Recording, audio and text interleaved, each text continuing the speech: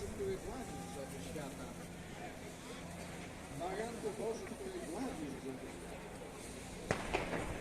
Baranku Boży, który gładzisz brzegi świata.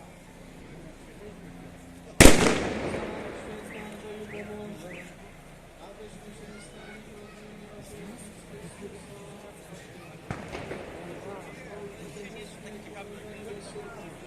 Chciałeś zgromadzić rozproszonych ludzi,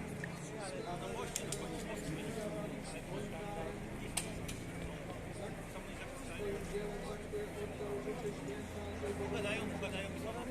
Prosimy Cię o to,